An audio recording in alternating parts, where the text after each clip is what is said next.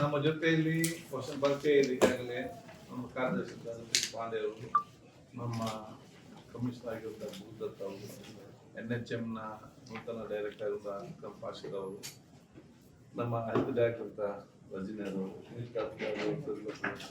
ಇದ್ದಾರೆ. ರಾಷ್ಟ್ರೀಯ ಲಸಿಕಾ ದಿನಾಚರಣೆ 28 ಜೂನ್ ನಡೆಯಲಿದೆ. ಪೋಲಿಯೋ ಮುಕ್ತವಾದ ಭಾರತ ಇವತ್ತು ನಿರ್ಮಾಣ ಆಗಿದೆ. ಆದರೆ ಸುತ್ತಮುತ್ತಲಿನ ದೇಶಗಳಲ್ಲಿ, ಪಾಕಿಸ್ತಾನ ಇರಲಿ, ಅಫ್ಘಾನಿಸ್ತಾನ ಇರಲಿ, ಅಲ್ಲಿ ಅವರು ಕೂಡ ಇವತ್ತು ಪೋಲಿಯೋ ಮುಕ್ತವಾಗಲಿಲ್ಲ. ಆದ ಕಾರಣ ಅಲ್ಲಿರುವಂತಹ ವೈರಸ್ ಯಾವುದೇ ಸಂದರ್ಭದಲ್ಲಿ ಕೂಡ ಇಲ್ಲಿ ಬಂದು ನಮ್ಮ ಮಕ್ಕಳಿಗೆ ತಗಲುವಂತಹ ಒಂದು ಸಾಧ್ಯತೆಗಳು ಇವತ್ತಿದೆ.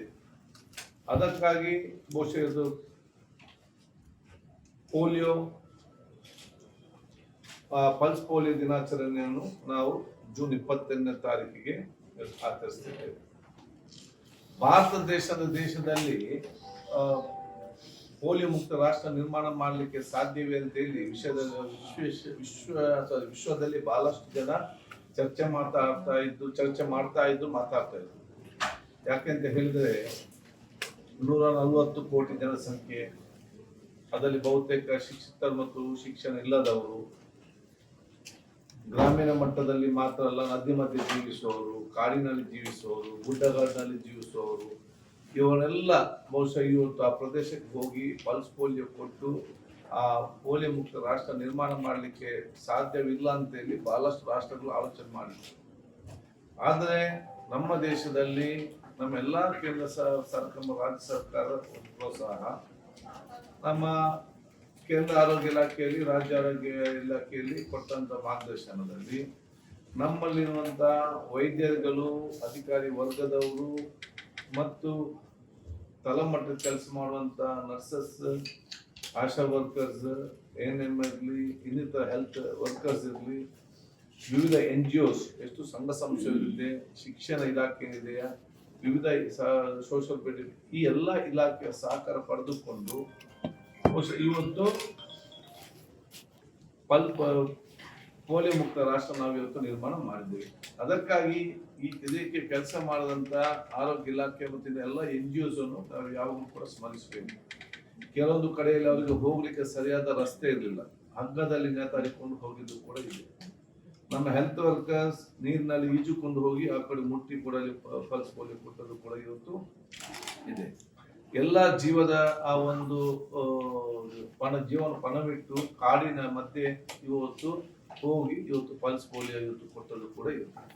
ಆದ ಕಾರಣ ಇವತ್ತು ನಮ್ಮ ಎಲ್ಲ ಹಿರಿಯರು ಏನು ಮತ್ತು ಹೆಲ್ತ್ ವರ್ಕರ್ಸ್ ಮತ್ತು ಹೆಲ್ತ್ ಡಿಪಾರ್ಟ್ಮೆಂಟ್ ಅಧಿಕಾರಿ ವರ್ಗದವರು ಏನು ಶ್ರಮವಹಿಸಿ ಇವತ್ತು ಪೋಲಿಯೋ ಮುಕ್ತವಾದ ಭಾರತ ನಿರ್ಮಾಣವಾಗಿದೆ, ಅದನ್ನೇ ಮೇಂಟೈನ್ ಮಾಡಿಕೊಂಡು ಹೋಗೋ ಜವಾಬ್ದಾರಿ ಈಗ ನಮ್ಮೆಲ್ಲರ ಇವತ್ತು ಜವಾಬ್ದಾರಿ ಇವತ್ತು ಆಗಿದೆ. ಅದಕ್ಕಾಗಿ ಬಹುಶಃ ಇವತ್ತು 28ನೇ ತಾರೀಕಿಗೆ ಬೆಳಿಗ್ಗೆ 8 ಗಂಟೆಗೆ ಮಾನ್ಯ ಮುಖ್ಯಮಂತ್ರಿಗಳು ಇದಕ್ಕೆ ಚಾಲನೆ ಕೊಡ್ತಾರೆ. ಸ್ಥಳವನ್ನು ನಾವು ನಿಮಗೆ ಮತ್ತೆ ಹೇಳ್ತೇವೆ. ಇದರಲ್ಲಿ ಈಗಾಗಲೇ ನಮ್ಮ ರಾಜ್ಯದಲ್ಲಿ ಸುಮಾರು ಈಗ ನಮಗೆ ಮಾಹಿತಿ ಕೊಟ್ಟಾಗೆ 64,84,901 ಲಸಿಕೆ ಪಡೆಯಬೇಕಾದಂತ ಸಣ್ಣ ಮಕ್ಕಳಿದ್ದಾರೆ. ಇದಕ್ಕಾಗಿ ನಾವು 36,076 ಬೂತ್ಗಳನ್ನು, ಪಲ್ಸ್ ಪೋಲಿಯೋ ಬೂತ್ ಮತ್ತು ಹೆಲ್ತ್ ವರ್ಕರ್ಸ್ ಅನ್ನು ಮತ್ತು NGOs ಸಹಕಾರ ಮುಖಾಂತರದಲ್ಲಿ ನಾವು ಸ್ಥಾಪನೆ ಮಾಡಿದ್ದೇವೆ.